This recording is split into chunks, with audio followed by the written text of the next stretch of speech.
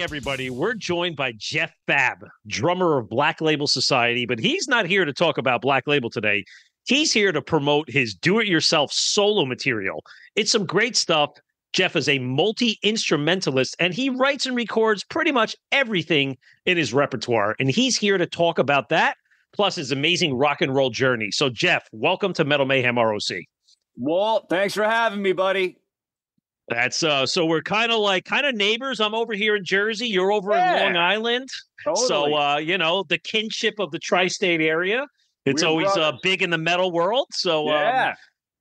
But Jeff, you have a quite the amazing journey, and I think it's important that you share, because when this opportunity came across my desk, I had known that you were kind of writing and recording your own music, but until I really went in and checked it out and watched it and read up on it, it really is an amazing feat that you pretty much did everything. But I think what's important to know is a lot of the significance behind the new tracks, Love and War, and some of the others, they're really all about your journey leaving Long Island and making it out to the West Coast. So, for our listeners, give us a little brief history on your musical upbringing, because you did play in some pretty big bands, but how did you kind of make your way out there into the metal world on the West Coast? Well, I moved after graduating high school. I played in a bunch of high school bands growing up. I started playing in bands in 7th grade. I started playing drums in 5th grade, and then by 7th grade, I had a band going. We did a bunch of covers and stuff like that. Then I got into New York hardcore stuff, and I was in a hardcore band as a kid that played a bunch of basement shows. We were so young, we couldn't play any venues or anything like that. And basically from there, graduated high school, and I wanted to keep playing music. I was trying to do it with people that I knew, but, nobody really wanted to do it as much as I did, it felt like, So I had visited California. My sister was living in Venice Beach, and I visited her one time. I was like, there's a lot of musicians here, cool. This would be a cool place to just be able to play more music. It wasn't like I want to be a rock star. It was more like I just want to be around more musicians and play with more musicians, And that's basically what happened. I graduated high school. I stayed for about a year on Long Island, and then I moved out to LA, and I ended up moving to a place called Silver Lake, which is really far from my sister. I was thinking we're going to be neighbors, I had no car or anything, so I was like, forget about it. I might as well have been in another country, But yeah, so that started it, and that was 1998 I moved out there.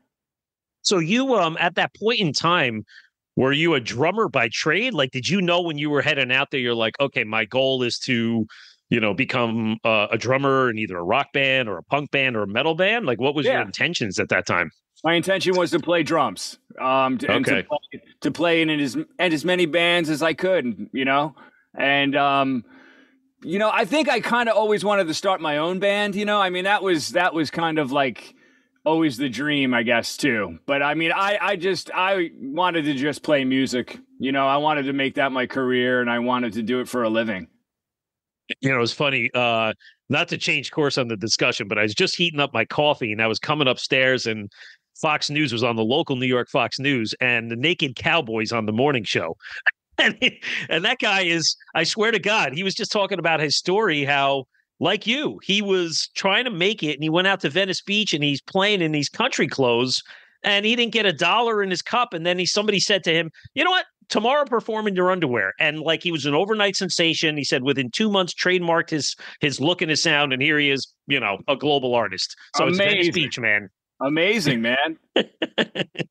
Hey, it goes to show you, it doesn't matter. As long as you were you have the heart, you can do anything. Really? Absolutely. So you, you've played with some pretty formidable bands. In This Moment, Filter, I see you maybe did some time with James Durbin, with 6 a.m. And then, of course, obviously your last, 10 years with Black Label Society. But just quickly talk about some of those other bands, how you got in with them and your experiences with Maria Brink and Richard Patrick and all that kind of stuff. Well, In This Moment, we started that together. So we were all in bands, but kind of together before In This Moment. So we started in this moment together. We lived in a public storage, like I tell that story a lot. Chris was the manager of a public storage. So we lived in the apartment above the public storage because he was the manager. So we practiced there and everything. And we actually toured out of there for a little bit. We were touring on our own, no label, no management, nothing like that. We were doing it all on our own. So we were leaving and coming back, leaving for a week, coming back. And then finally, I think Chris's boss was really cool about it, but was kind of like when we were about to leave for a really extended period of time, they weren't cool. So we that was it. We had no home. We walked out to the van and that was it. We were on the road, and then we stayed on the road for years after that. But so that's how In This Moment started. And then I met all of these people I ended up playing with. I met through In This Moment, touring with them, touring with these other bands. So I got to fix my mic. So basically, I met Richard Patrick because we were on tour with Filter and Papa Roach in the UK. And I met Rich then. We became friends, and that was it. Later on in the years, he had called me and asked me if I knew any drummers. He needed a drummer at the time, and I was kind of through with James Durbin at that point. And he had called me. He said, "Hey, do you know any drummers?" I was like, "Yeah, I'll play drums. I love Filter." So I was like, I would love to play drums at Filter. So then I kind of made a little I was on the road. I made a little audition tape for him and the band members and stuff, and I sent it to him, a little video off my phone, sent it to him, and they were like, "Cool, man, you're hired." I was like, "Awesome." Wow. And then the same thing with Black Label. I mean, like I met Zakk. We were on tour. In This Moment was on tour with Ozzy in 2007. It was In This Moment, Rob Zombie and Ozzy. And I met Zakk back in 2007. Whatever. And that's kind of like where my relationship with him started. And then so it was like In This Moment pretty much just like opened these doors of opportunity for me. It was just that because we had toured with so many bands and we were always on the road and we just met a ton of people. So it's good stuff. And it's great to see like a band like In This Moment. You were there in the beginning, but now they've grown to really like they're stars. They're international band. I mean, they've done a fantastic job in building up their career, and it's nice to know that you were there in the beginning. Oh, definitely. Yeah, man. Yeah, definitely.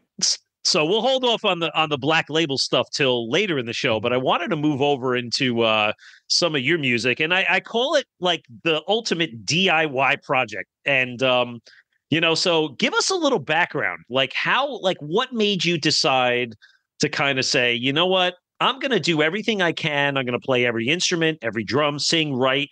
And maybe just how many different instruments did you play on this? Because there's a lot of different stuff on these songs. Well, I played everything that's on the songs. And I think what happened was it wasn't like me going like, oh, I'm playing everything and I'm going to do it. It was just kind of like it was just happening. I was here. I had a lot of time. So I was just kind of practicing like recording. I was practicing more guitar, practicing more bass, practicing more keys, when you record yourself, it's the greatest teacher ever. It really is. Because, you listen back and you're like either like, oh, that was cool or no, it wasn't cool, So it was just like a process of elimination for like the songwriting for me. It was like practicing, So and then I really, really started doing a lot of it. Writing was during COVID. We had no touring for 2 years and I was just, doing that. So basically like the Stealing Souls kind of all started around there, it started around that time. And, I did have some friends play on some stuff. Like I had Dario play on Rebellion Dogs. Like he did the solo on that. I had, my buddy Greenie that I grew up with play on a song. He played on You're Complete, so I did have some people play on some things, but it was just, I'm always here with myself in the studio. So I was just kind of like, I might as well make the most of this. You know what I mean? It was just kind of, it really just happened that way. I got to be honest. I didn't really plan on that, but it was just kind of like I didn't have that many people to help me, I guess is what I'm saying. So like it was just kind of, and not everybody is available all the time. So it was just like one of those things where it was even for the videos, it was like I know people who make videos, but they're busy and they cost a lot of money, and you know what I mean? It was just like, I'm just going to learn how to do this stuff. And that was it, Wow. Yeah. Because it's very elaborate. And I wanted to touch on that too, because what's amazing about the tracks is almost all of them have an accompanying, let's call it like either a mini film, because I don't just call these videos. These are not just videos. These are almost like mini storylines. So that sounds like it's something else you had to learn yourself, how to do animation films and, tying together the theme of your songs into, portraying the art through the imagery in the movies. Yeah, and I really enjoy it, honestly, because it kind of it tells a story, and it also leaves it up to the listener as well at the same time. So it's like, whatever their interpretation of that story is, so I really like the whole thing, man. I love the whole process of it. Now, talking about like your sound, right? Because, most listeners or anybody that's going to be new to picking up your material, the natural reaction is to say, oh, well, what's this guy coming at? Is he coming out with a heavy sound? Is it going to be a Black Label type sound? And it's nothing of the sorts. I describe it, and I hate to use comparisons to other bands, but I hear like there's actually one band I feel like I hear most in there in that style, and it's that band Baroness. So Baroness, Porcupine Tree, and Alice in Chains. Those are the three that come out at me when I hear your music. Cool. So was there a particular sound you were looking at? No. I think it's just I love those bands, by the way. And I think it's all it is just like influences that have inspired me through the years that I listen to. Yeah. I just think it's that. Yeah. Yeah. And then I mean, because there is in the material, it's very melodic. There's a lot of big harmonies, and on some of the material we'll talk about, you get a little psychedelic, it slows it down, it gets a little bit trippy. So yeah, I love the style you went at. Before we get into the material, I wanted to talk to you about your social media approach, because, it's changing through the years. I'm an older guy. I'm 53. And, but I was interesting when I was looking you up, like, I'm not even sure you have a website or a Facebook or whatever, but it seems like most of your stuff is either on TikTok or Instagram, and you don't obviously sell physical CDs or vinyl. So what is it in your approach to go with like the modern day ways of advertising yourself?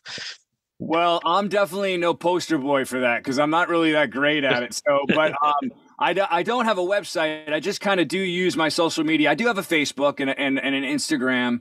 I do have a TikTok, but I'm not really on that so much. I definitely just, most of my stuff is just kind of, I'll post it on Instagram, and then it's linked to my Facebook.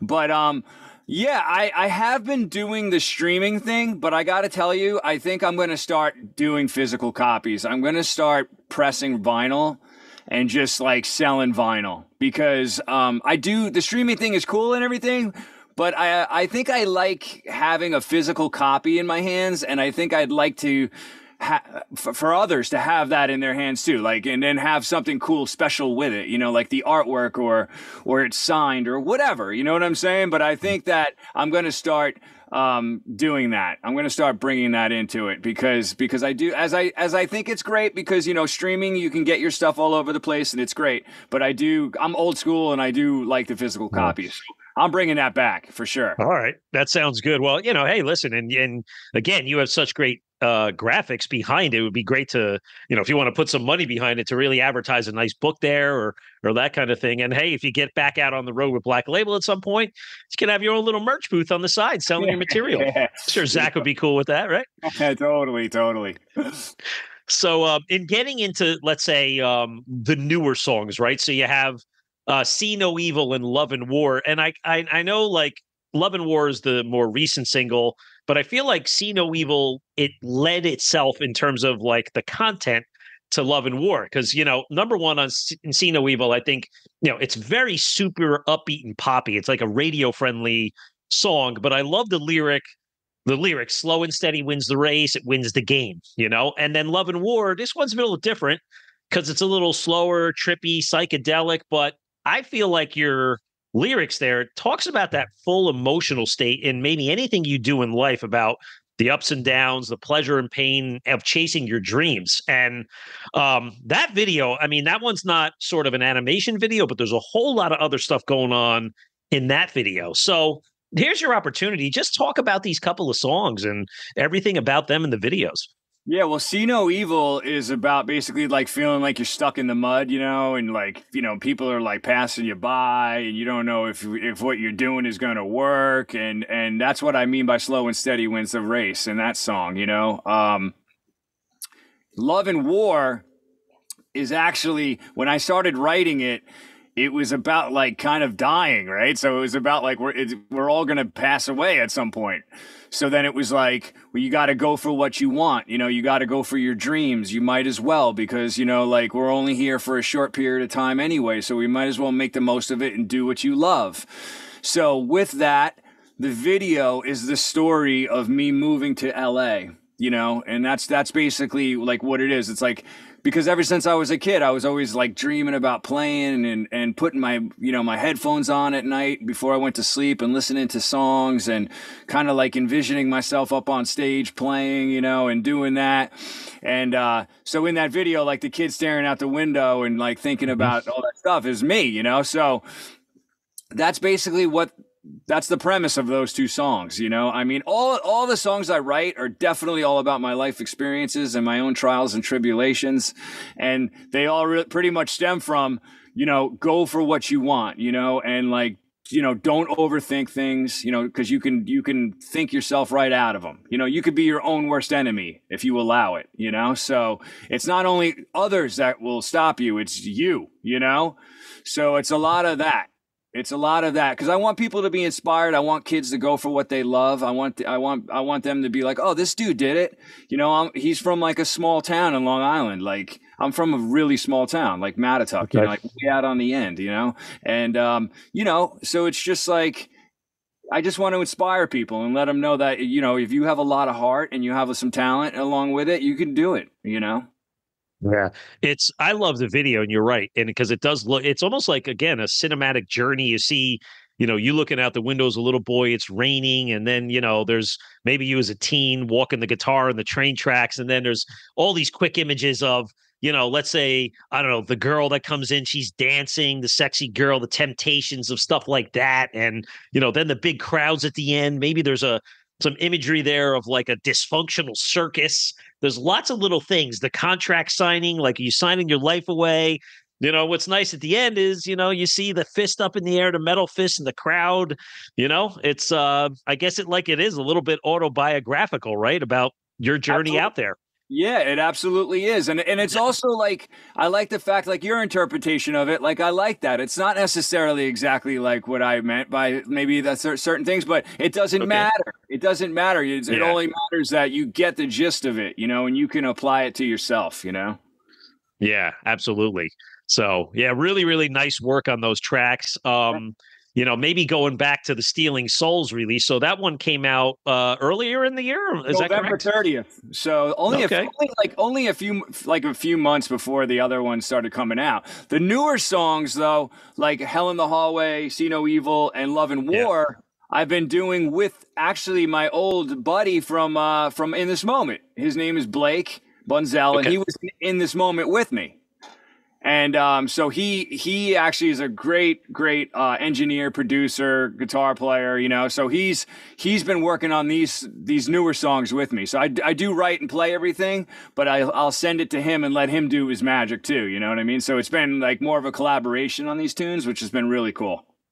Okay, cool. I love that song, by the way, Hell in the Hallway, because it's got like these big guitar riffs and it's just kind of rich with melody. And I love the line, when one door closes, another one opens. And then, of course, there's the video. It's kind of like, I like how, it's you driving the car and then the Reaper's like your passenger in the seat. And then the other favorite I have too is Till the Death. It's like a faster track. And what I love on some of these songs is, I don't know if it's a Hammond organ or you're going for that sound, but I love that old Deep Purple Whitesnake Hammond organ sound.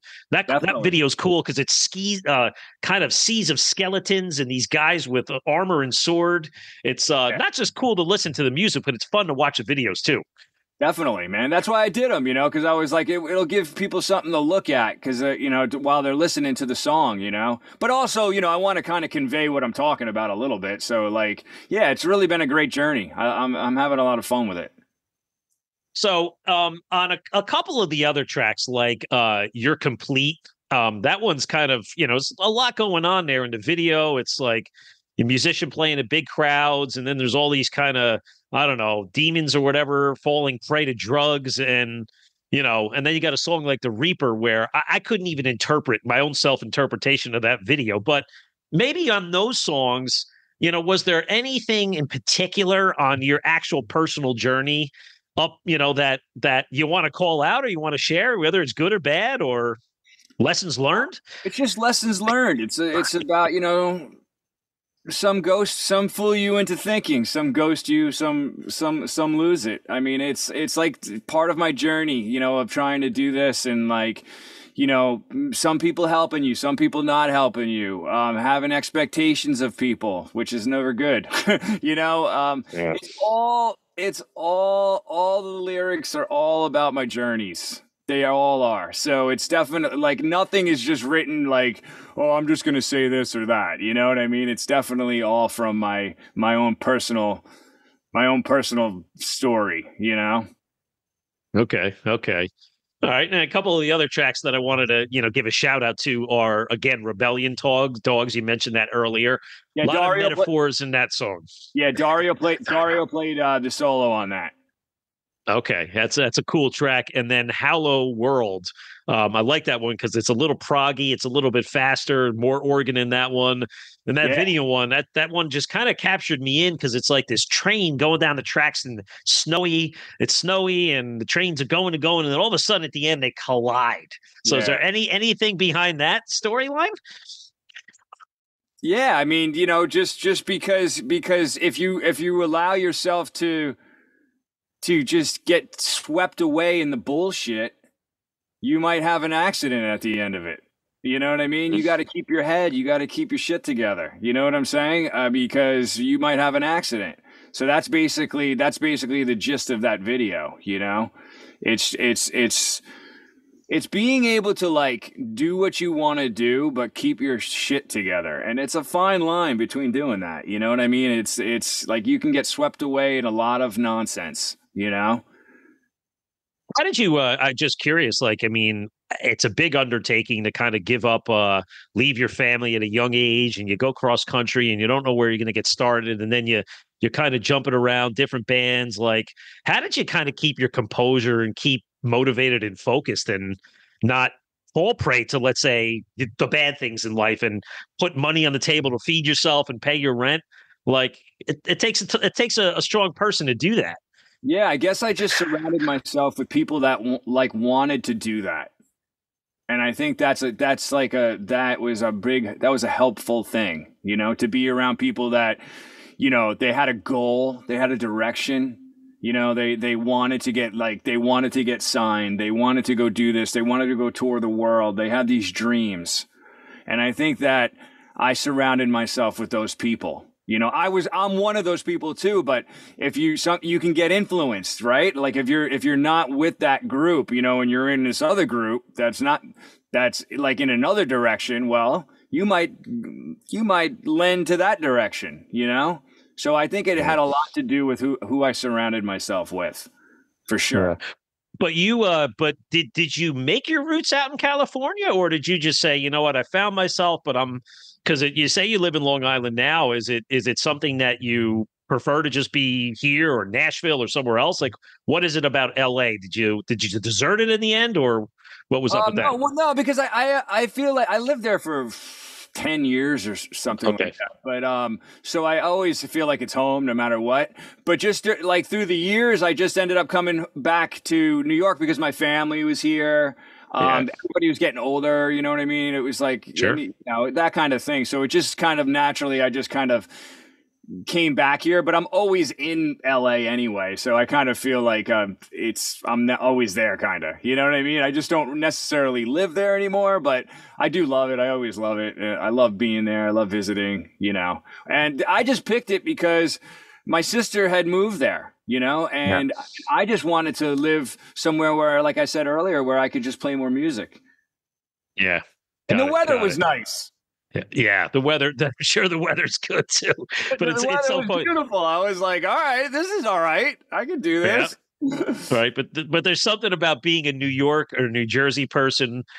We interviewed Mark Tornillo of Accept the other day, and this is just something he lives 20 minutes, 30 minutes away from me. There was a point in time at my job, he and I were working out at the same gym. It's just something about our tri-state area kinship that you Yeah. can't get it anywhere else. I don't care whether it's Nashville or LA or Europe. There's a tri-state area swagger that we all have, bro. Totally. And like I still have all my friends I grew up with and everything around, so like I definitely have a lot of like roots. All my roots are here. You know what I mean? I mean, there definitely are. I still have a lot of friends and people that I met in LA that I love too, but like I definitely have all my roots here still. Yeah. Yeah. Right on, bro. Yeah. So, going back to the Black Label Society camp, I mean, you've been with the band 10 plus years now.